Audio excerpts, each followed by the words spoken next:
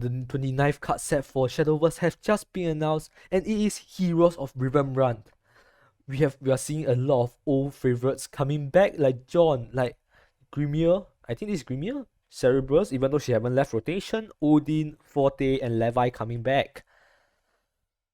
I'm really excited for this card set.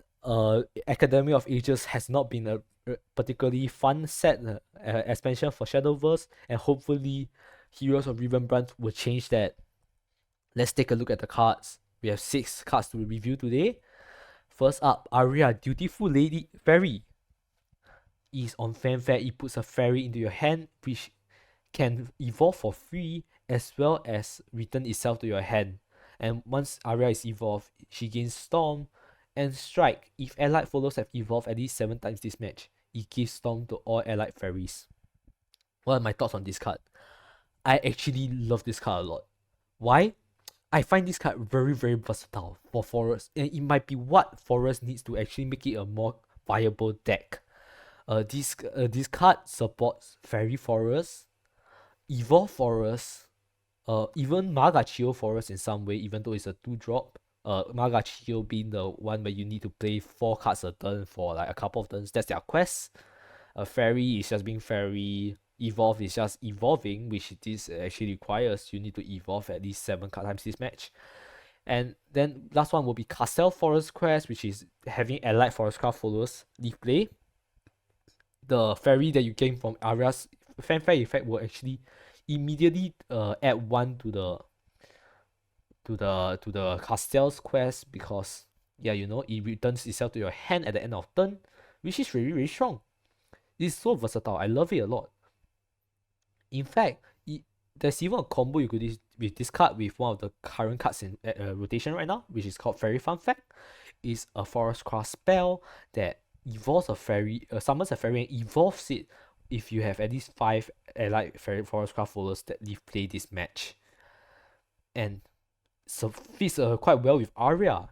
In fact, on turn 6, if you already have evolved 2 times in previous turns, which I expect you to be complete relatively easy with the current Forest cards, you'll be able to, and you have, let's see, 3 Fairy Fun Facts in hand as well as Arya, and you have 1 evolve point left over. You can Arya, play 3 of your Fairy Fun Facts, play your last fairy, get them all evolved, and you have a board. And once you evolve Arya and strike with her, you get a total of 14 damage, storm damage face. Very, really strong. I think it could actually, as a tempo deck, this tempo, as a tempo card, Arya is very strong. As a support card, Arya is really useful. My thoughts on this is a 5/5 star card. You will run this in almost every single Forestcraft deck. It is good, like really, really good for Forestcraft legendary, which is significantly better than what I thought the cards that Forestcraft actually got for our mini expansion. Actually, even though Ticket is still playable, the other ones are pretty average. Arya is a solid card. I love her a lot. 5/5. Next, we have Canon, Yearning Heart. Immediately 1 mana, 1/2. Okay, yeah, this is a auto include. This immediately puts her at A tier. Oh wait, sorry, why am I using tier? This immediately puts her at 4 star. 4 stars, that means you run her, you see her in every single Forest deck. And guess what? She even have upsides. Just being a 1 mana 1/2 isn't enough. She also have upsides. Actually, 1 mana 1/2 is amazing. It's a pretty good stat line. This shows that this means that she doesn't die to Howling Scream or any 1 damage removals, which ensures she survives for you to get to turn 2, and when you can start either bouncing her or just sacking her for future purposes. What does Canon do? Her unevolved forms. Once she displays, you get a fairy in hand, and you also restore 1 defense. You get 1 fairy in hand, you get restoration, and evolve. She draws you a card and restore 3 defense instead of leaving play. Canon is a auto include in every single Forestcraft deck. Yes, you can use this in Magachio Forest, Castel Forest, Fairy Forest. In fact, this evolve effect is also very strong for Evolve Forest as well. You know what? I said this is a 4/5 star card. I think this, I'm going to change the rating. This is 5 upon 5. This is 1 mana, as I mentioned already, Forestcraft love 1-drops. Like how, you know what, I'm not even going to finish that sentence. Forestcraft love 1-drop cards. Canon is already a 1-drop card. And with all of these upsides, Canon is so solid. Alongside Aria, in fact, I would say that Canon will see more play than Aria, which is a legendary. Canon will definitely be it's such a solid card. I'm giving this 5 upon 5. This is so strong. Like if you're a Forest player, rejoice. You got 2 amazing cards for the upcoming expansion to look forward to. Hopefully the bronze cards and the other legendaries aren't absolutely trash, and Forest might actually become viable again, provided that the other cards aren't like tier 0 broken or something. Looking at this card and Armed Dragons and all those stacks, oh my goodness. But Forestcraft received 2 very solid cards. Next we have Bloodcraft. Dual Blame, Seeker of Beauty. 2 mana 2/2, puts a package owl or Leoparian into your hand and change their cost to 1. And if followers have evolved at least 5 times this match, this auto evolves. And on evolve, any allied package Owlcat or Leoparian that comes into play gets auto evolve. Owlcat is a 2 mana 1/2 ward. Actually, if you get it from Dual Blade, it becomes a 1 mana 1/2. Leoparian is a 2 mana 2/1. Storm, it's basically a 1 mana 2/1. I'm going to call it a 1 mana 2/1 Storm. And if a Dual Blade is evolved, they become a 3/4 ward and a 4/3 Storm, respectively. So what do I think about the power level of this card? This is obviously Evolve Blood support. Currently, Evolve Blood is losing Lord of Devastation, Isurugi, and the Scorpion next expansion, which, to be fair, isn't big losses, except they lost 1 free Evolve, which is the Scorpion. Does Dual Blade fit well into the deck? Obviously, it is basically a 2 Evolves with the token as well as herself. I might have a feeling you might be picking Leoparian more than Package Owlcat most of the time, but having a 3/4 ward is pretty good for Bloodcraft as well. We still have Mini Soul Devil as well as the Vali still in rotation. So definitely Evolve Blood still has some payoff. Pretty solid. You definitely will be run in Evolve list. What I think about this card though, feels like it's a very tempo-ish card, tempo card. You really want to use it to take control of the board. Or you can choose to go face with the Leoparian, which is only 4 damage face, mind you. We need to remember that. It feels more like a card that you actually use to protect yourself and while advancing your quest. So but I still think this effect is really, really solid. It's kind of a generic effect, but it's very, really solid. It's not interesting by any means. I'll give this a 4. Actually, no, not 4 upon 5. It's not versatile enough. A 3 upon 5. You will see play in Evolve this, but you probably will not see play outside of Evolve. This doesn't support Wrath. This doesn't support Vengeance. It's not even running. It's not gonna be running Pazuzu. Although why would you play Pazuzu? It's just solid card for Evolve Blood overall. So it's a 3 upon 5. If Evolve Blood is good, this will be good. If Evolve Blood is bad, this will be bad. Yeah, it's really solid. I'm actually quite liking what I'm looking at right now. The first 3 cards for this expansion review is actually really, really solid. Even though like Forest just got insane cards and Blood just got a pretty average one.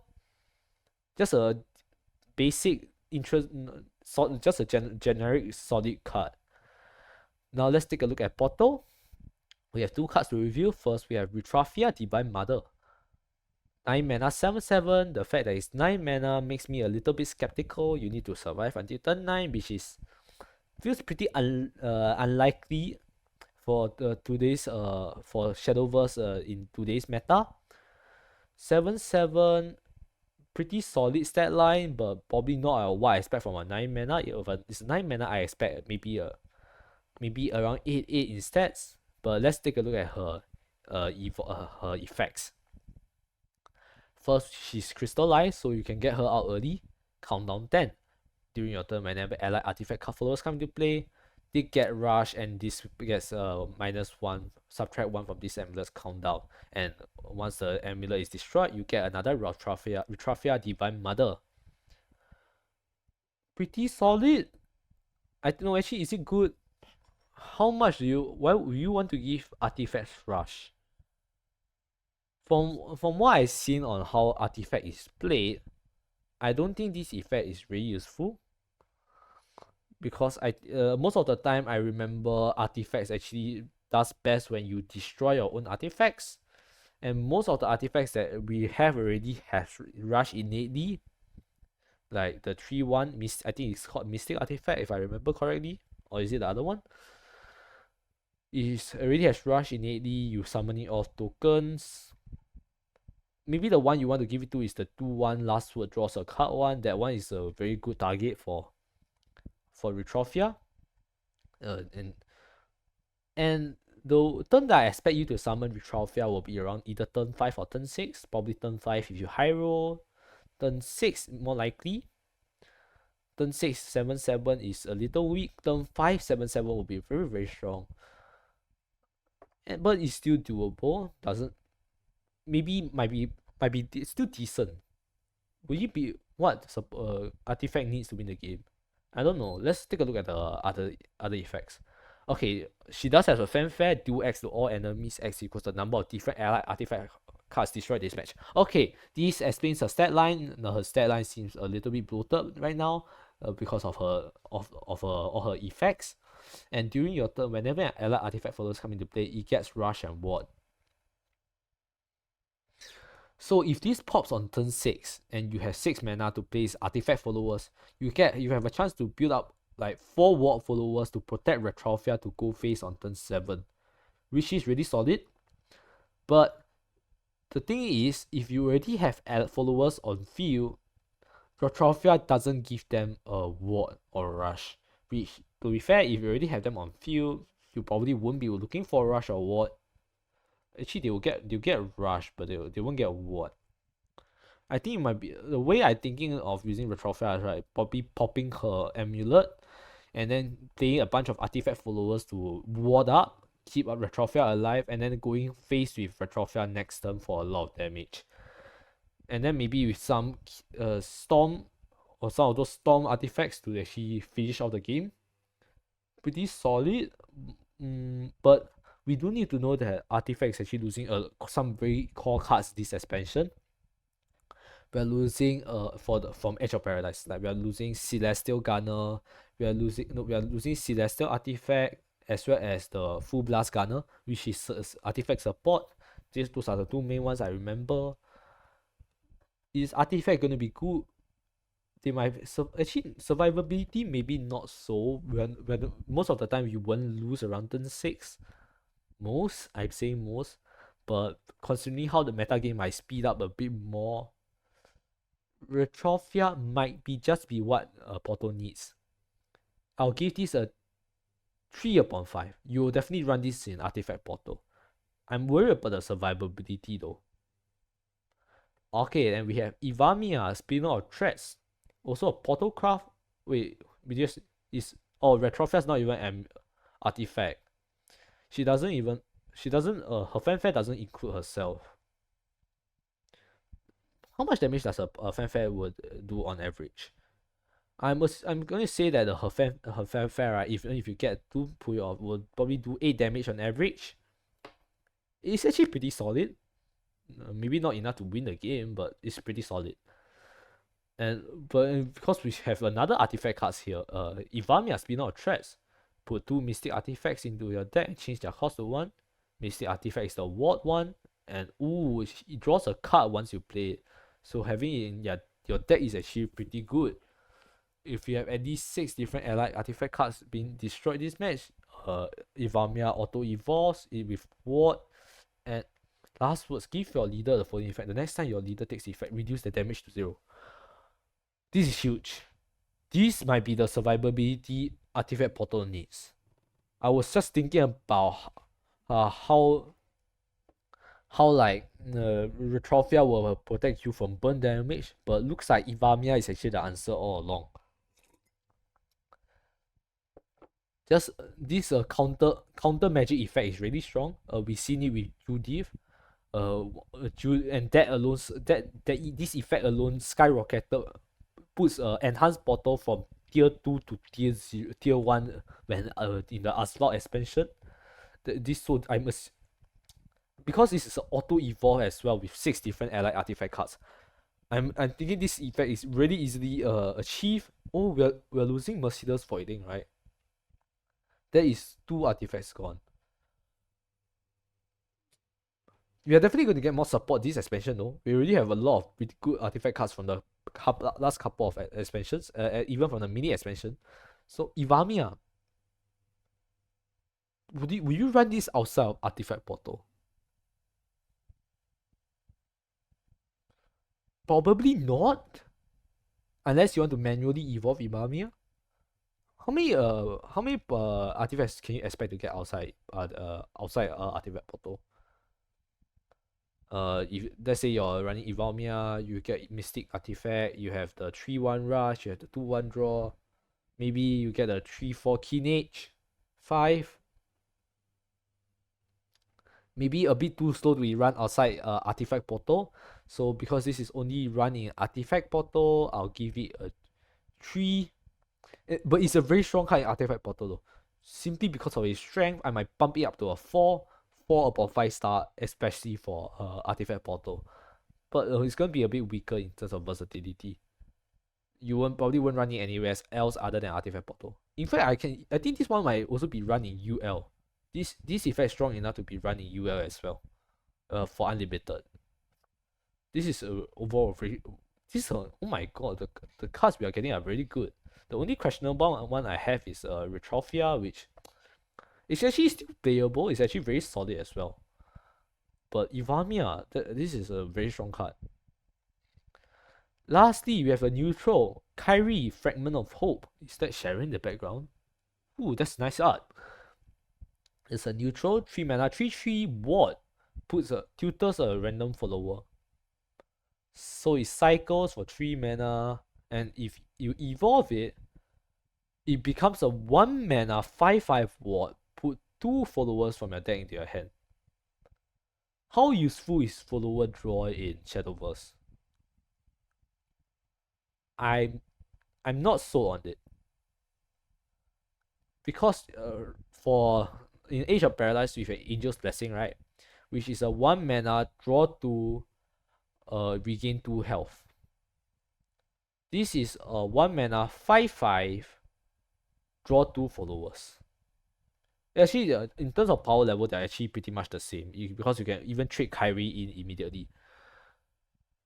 Does it mess up any follower decks? You can run it in 7 sorcerers or 7 forces, not like that's meta anyways. It's okay, it's actually really it's pretty solid. But I'm thinking of a scenario where you want to draw out followers from your deck. I can think of Forest. It'll probably be good in Forest. Maybe Evolve Blood as well. Okay, wait, now that I think of it, drawing random followers might be better than I thought. But it's still because it's a bit I'm worried about the consistency about this card for this card. It feels like it's actually it actually feels really strong. No wait, nah, never mind. I'm overthinking it.